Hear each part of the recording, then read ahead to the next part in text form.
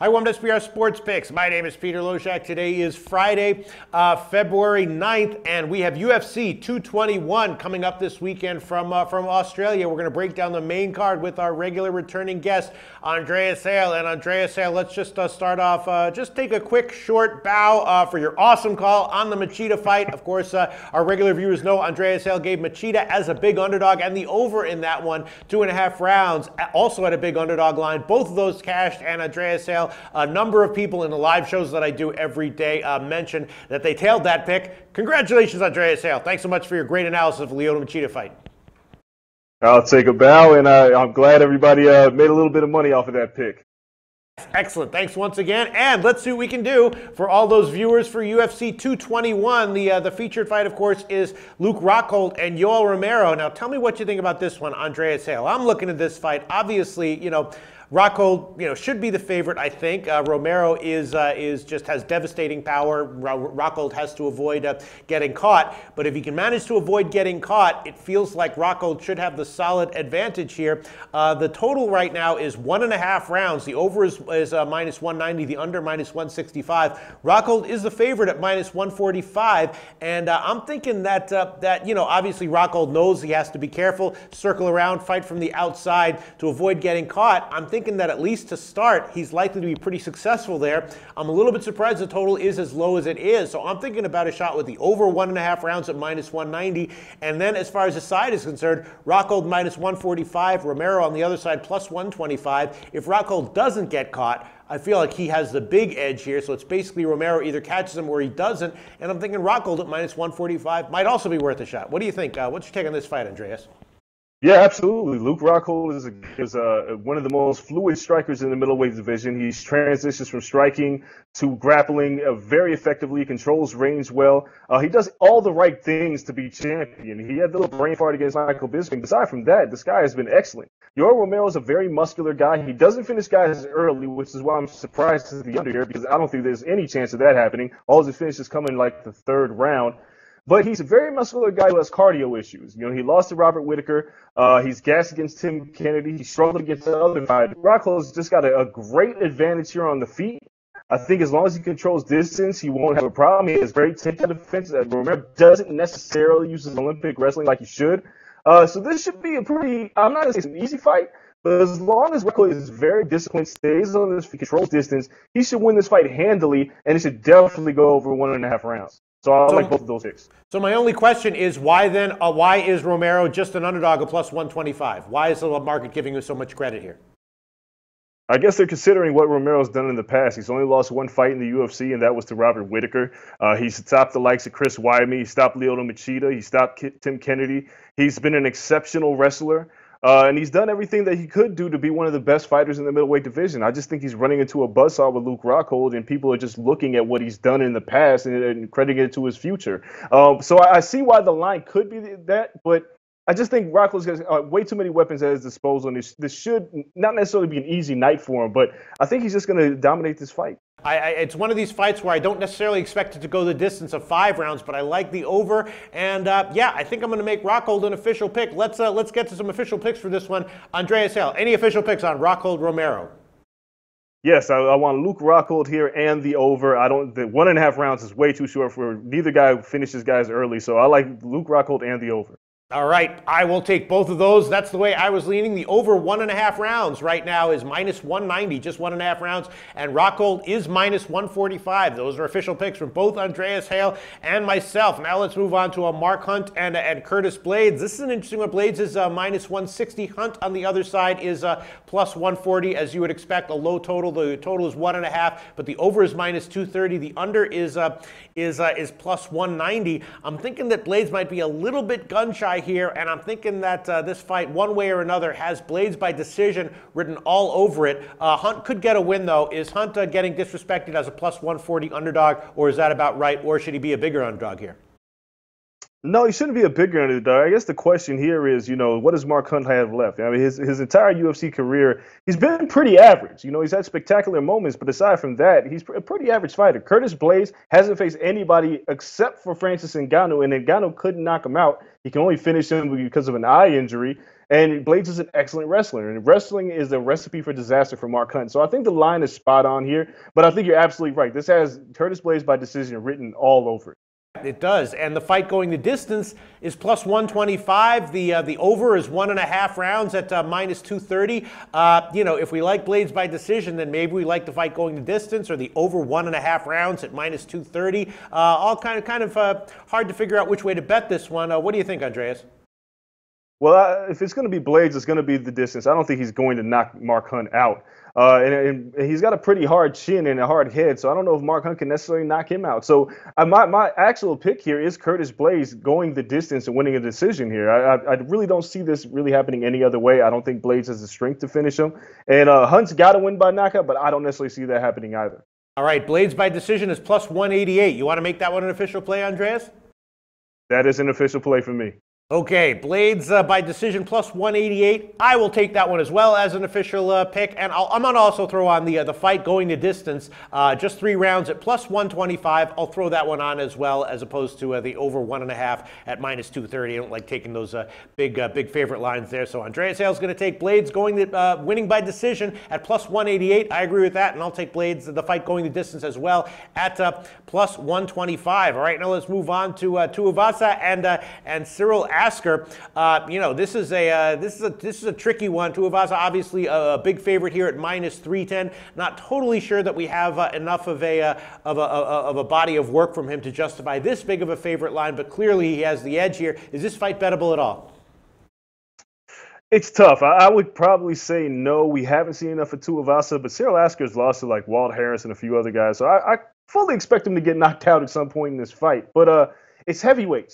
These are always tough when you have these big favorites here. One punch changes the entire fight, and Tuivasa hasn't necessarily faced a ton of people. So I'm going to stay away from this one. I would lean Tuivasa by knockout, but I just can't make that an official pick. He's a little bit too big of a favorite for my taste. And the thing is, Tuivasa to win is minus 310. So if you want to get those lines, those odds a little bit better, you can take him inside the distance at just minus 245. So obviously the market not expecting this fight to go the distance at all, which I would agree with. But as you said, with heavyweights like these, especially when we don't know a lot about them or as much as other fighters, a lot of times expect the unexpected. And I would not be surprised at all if this fight actually does go over the 1.5 rounds at plus 170, just because of the odds. You think that might be worth a shot?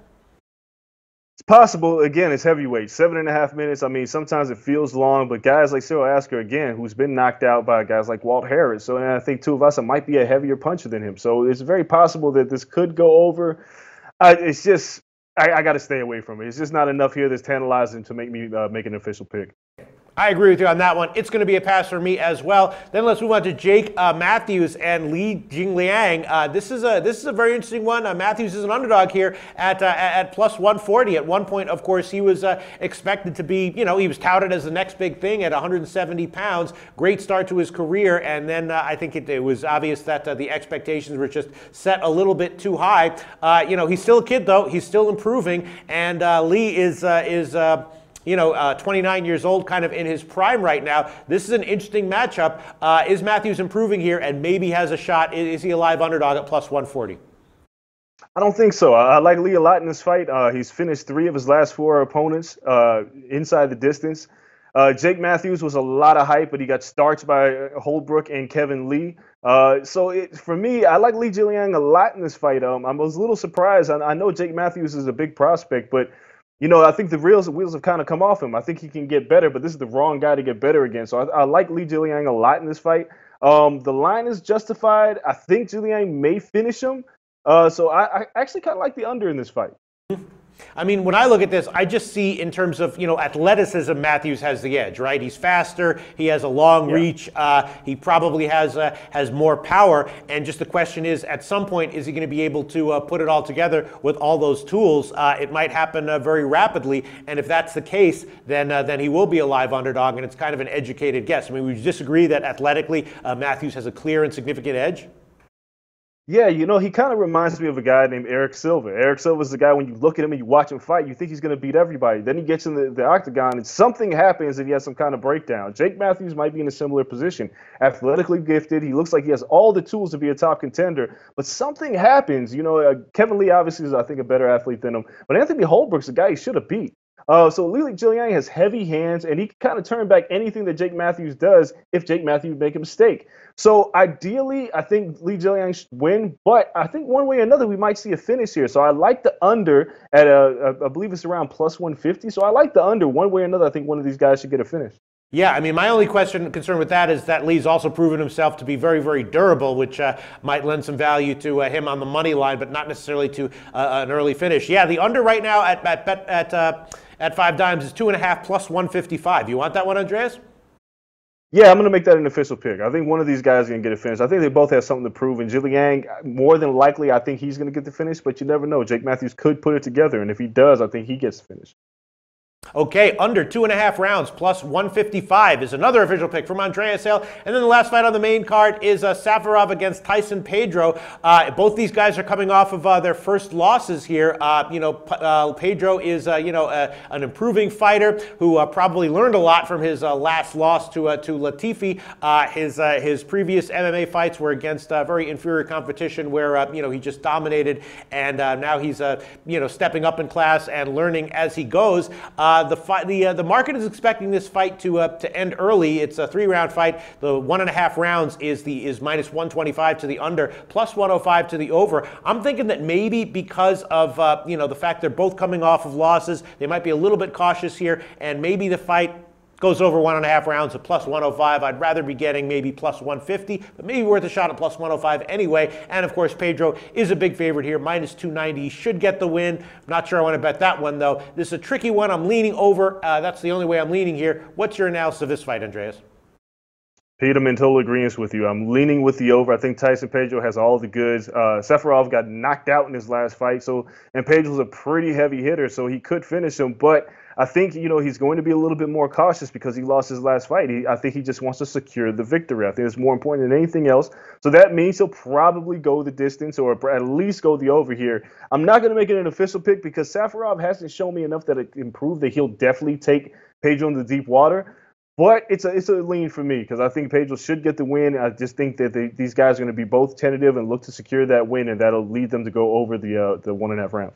Yeah, and I'll tell you what I'm thinking of here, Andreas Hale. Wait, let me find that one. Pedro by decision. Pedro by decision is plus 385, which might be worth a shot. I mean, Pedro just to win, minus 290. Obviously, he should have the advantage, but I don't think the fight going the distance is out of the question at all. And Pedro by decision is plus 385. What's your analysis of that?